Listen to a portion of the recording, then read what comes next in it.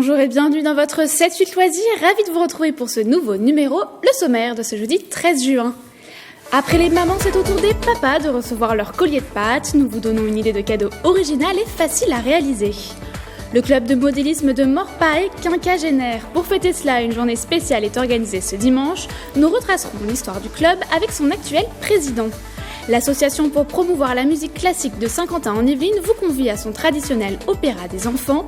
Cela se passe au Théâtre National ce samedi 15 juin et ils vous présenteront Pinocchio.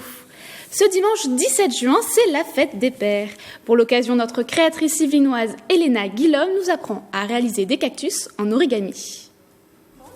Avec Luce, Lara, Alba et Adrien, c'est une équipe de choc qu'Elena a réunie, nom de l'opération Fête des pères. C'est un petit cactus en pot, comme ça, tout simple, avec plusieurs techniques d'origami. Première partie, le pot. 2 bandes de papier de couleur sont nécessaires, l'une de 6 cm par 5 et l'autre de 2 cm par 18. Première astuce d'Elena, se servir de la table pour arrondir sa bande de papier avant de le scotcher pour former son pot.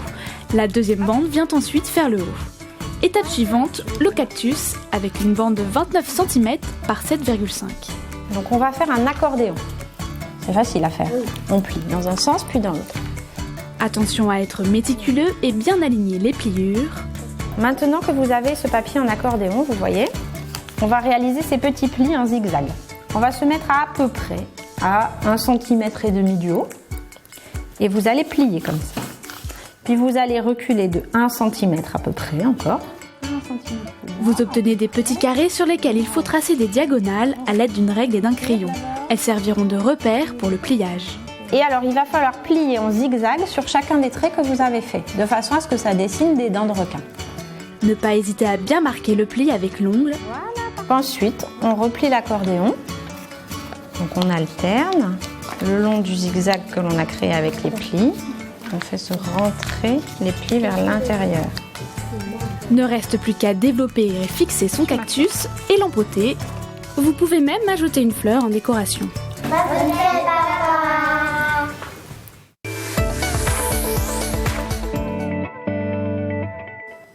1969, des passionnés de modélisme créent leur club à Morpa. 50 ans après, il est toujours actif et compte 130 adhérents. Thierry Dano, vous en êtes le président. Bonjour. Bonjour. Alors, 50 ans, c'est pas rien.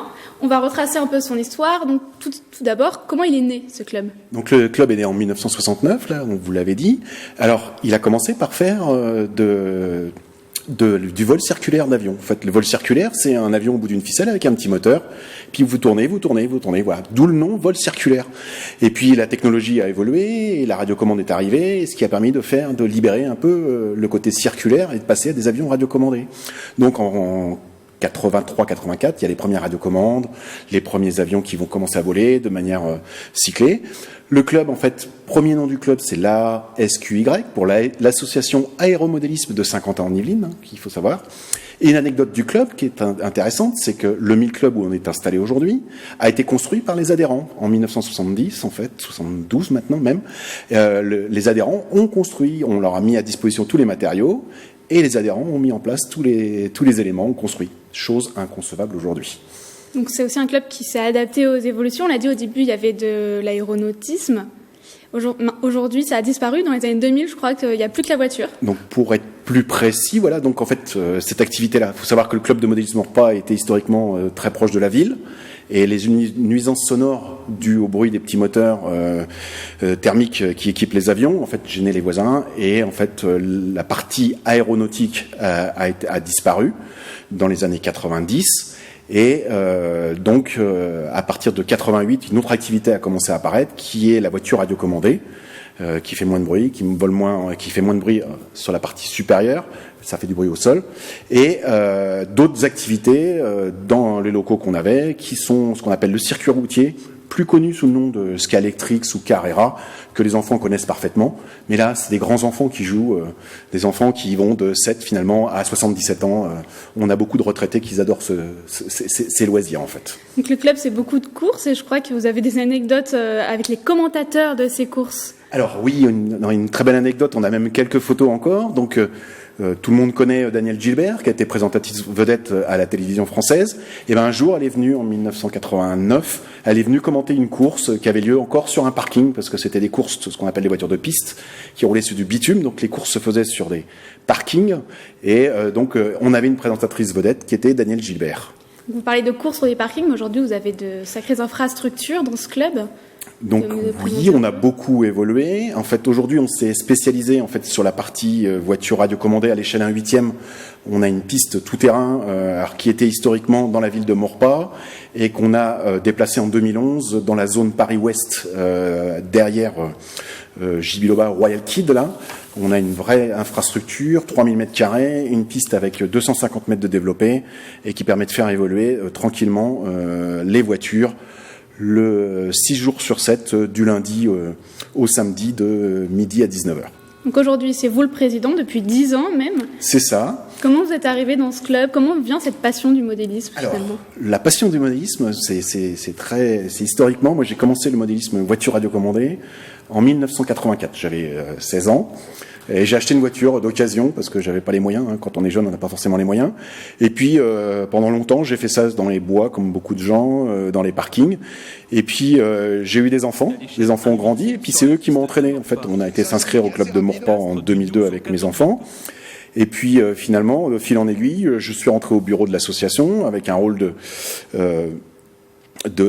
spécialiste d'une section, et puis au fur et à mesure, voilà, donc l'opportunité un jour s'est présentée, on cherchait un président, et puis j'ai levé le doigt pour pouvoir prendre la place, et puis finalement ça s'est bien fait, et on a fait des choses fantastiques tous ensemble. Donc ce dimanche, l'anniversaire que vous fêtez, rapidement on arrive à la fin de cet entretien, qu'est-ce qui se passe dimanche? Donc dimanche, on voulait fêter dignement les 50 ans du club, donc on a 2 courses organisées, une course officielle du championnat régional là, avec des voitures électriques, pas forcément beaucoup d'inscrits parce que c'est une activité qui commence à se développer et les pilotes sont pas encore très nombreux.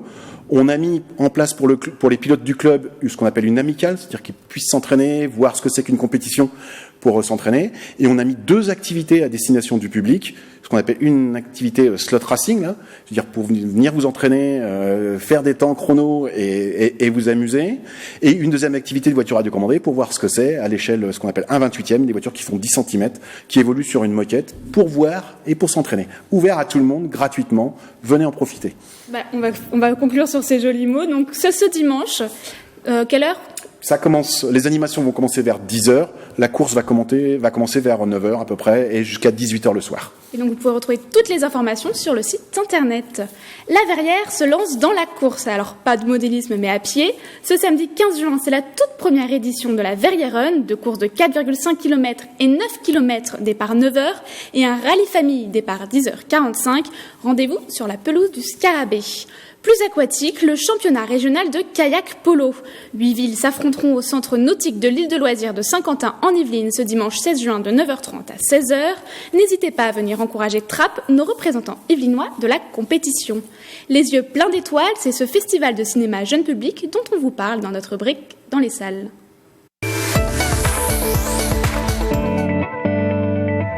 Au cinéma Les Yeux d'Elsa, en cette fin d'année scolaire, on va essayer de faire se rassembler les familles autour du cinéma et dans cette salle de cinéma avec le festival Les Yeux pleins d'étoiles. C'est sa 9e édition et on souhaite que les gens viennent passer des bons moments en famille, avec leurs enfants, entre grands-parents et petits-enfants, dans cette salle de cinéma pour partager et construire des souvenirs ensemble.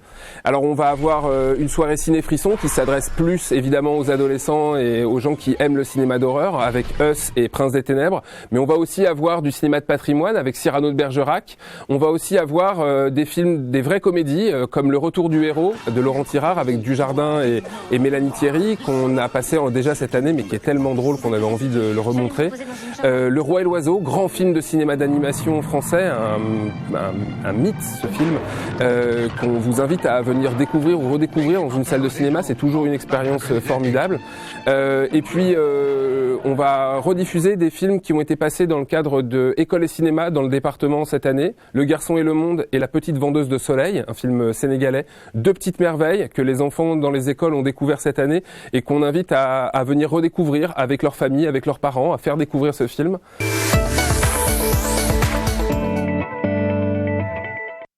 Un spectacle sur la campagne de Victor Hugo dans le parc de la maison de famille où a vécu la famille Victor Hugo. Avant de jouer dans le cadre du festival Off d'Avignon, le spectacle Juliette Drouet offre une représentation exceptionnelle en plein air dans cette maison de Fourqueux ce vendredi 14 juin à 21h. Avant d'être palmé à Cannes, le réalisateur Jerry Schatzberg était photographe de mode pour des magazines comme Vogue ou Cosmopolitan. Le château du domaine de Chamaran lui consacre une rétrospective, reportage de Yamina Bendaïda de nos confrères via Grand Paris. Fidel Castro prise en photo quelques minutes avant sa prise de pouvoir, Catherine Deneuve saisie chez son coiffeur à l'âge de 16 ans, Diana Ross en plein mouvement de danse dans une boîte de nuit ou encore les Rolling Stones supposés être habillés comme leur mère. Autant de clichés saisis par le célèbre photographe Jerry Schatzberg sont exposés dans le château de Chamarande en Essonne. Vous pouvez apercevoir ma façon de penser.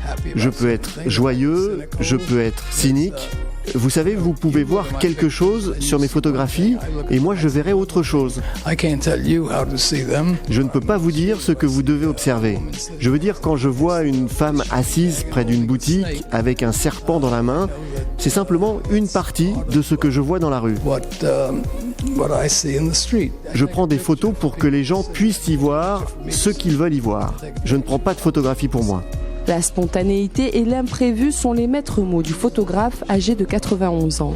Pour lui, prendre des photographies, c'est raconter la vie.